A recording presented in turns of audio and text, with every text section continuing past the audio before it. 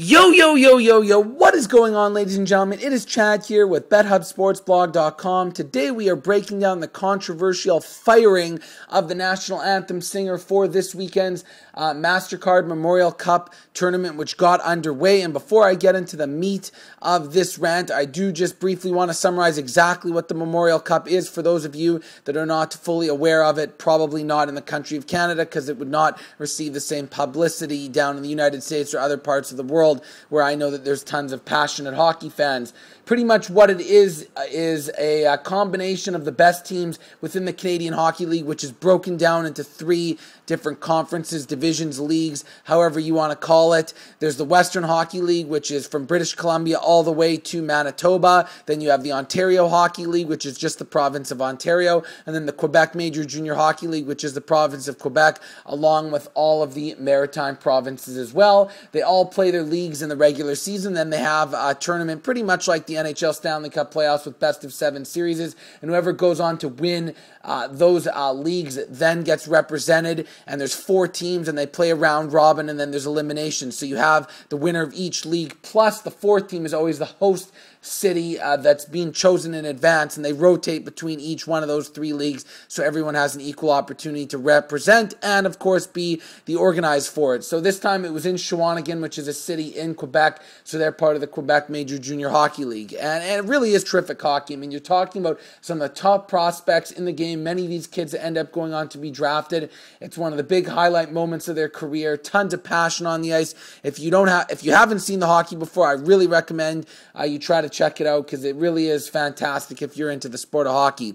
But nonetheless, let's get down to business here with what I'm most worked up over, and it's the fact that Jean-François Basiten wanted to have his opinion, his political opinion, be showcased on a large stage here with the thousands of fans live in attendance at these games, listening to the national anthem, and of course the large viewership on television, which was immediately denied by the organizers of this event here, because he revealed underneath his jacket, on his t-shirt, the words "Sorry Kyoto" and "Harper" on his sweater. And we all know that this is in reference here to Stephen Harper, the Prime Minister of Canada, refusing to play by the rules with the Kyoto emissions setup here that was put into place a couple years ago to reduce the emissions in the country of Canada. The previous regime, in terms of political leaders here in this country, when the Liberals were in charge way back in the day when Paul Martin was the Prime Minister, was someone who was more in favor of this. And this really has struck in a big controversy here in the country, because a lot of environmentalists do believe that it's something that should be paid attention to, whereas someone like Harper is a little bit more ruthless, cares more about the corporations and the big money, and is willing to just snuff it off like it's no big deal. And this is something here that the organizers of the event wanted to have absolutely nothing to do with. The spokesman for the QMJHL, the Quebec Major Junior Hockey League, Foti Soti Orapoulos, sorry if I mispronounced that name, said Saturday that the organizers decided to remove Bastion from any further events because we do not want to be associating ourselves with political statements. Oh, give me a break. You don't want to associate yourself with political statements. It's unbelievable, the BS that they continue to spew out to society, and we're all just supposed to accept it and move on from it. Because at the end of the day, they refuse to come out and admit what their true intentions are here and who they have their allegiances to. Let's not forget, this is sponsored by MasterCard. We are talking about a big-time player in the financial industry, someone that makes millions, if not billions of dollars on an annual basis off of their loans and high interest rates with their credit cards. And we know that when it comes down to these financial institutions,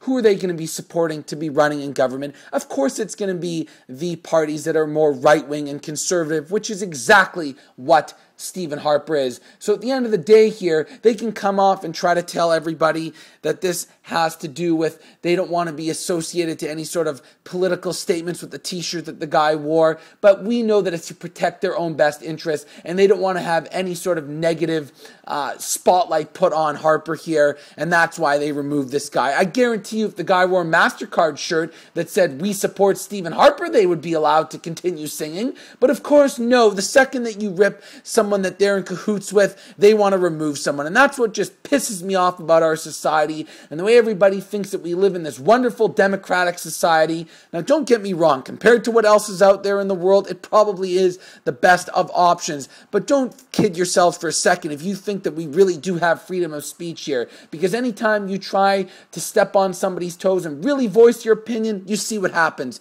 You can easily lose your job. And that's what happened here with Jean-Francois Basiten. And I feel awful for him here because this guy's passionate about what he thinks. And I see nothing wrong with it whatsoever. I can understand the Memorial Cup, the QMJHL, getting aggravated and pissed off if he did this in an aggressive fashion by maybe, having some swear words or some derogatory terms on that t-shirt, or tried to get a little bit nuts with some violence and lead some sort of protest. But that was not the case at all. Is the man not allowed to wear a t-shirt saying sorry, Kyoto and Harper? There was nothing derogatory about that whatsoever. It just drives me nuts the way everyone's so sensitive and so protecting of their political interests here, and yet they have refused to come out and admit it. And that's the way I look at things here, and probably most people don't agree with me. Oh, they keep politics out of hockey. They're two separate things. No, that's not the case at all. Politics will always be embedded. It's ingrained in the culture of sports, and that's the way it's always going to be. So don't try to remove the two, and we know that they're linked at the hip together. Chad here with another In the OT podcast from BetHubbSportsBlog.com, breaking it down, exposing the real motivations and incentives here. Is it just another financial monster in MasterCard wanting to make sure that their boys, that they want to keep empowered because the laws that they pass benefit them, are having their image as squeaky clean as possible?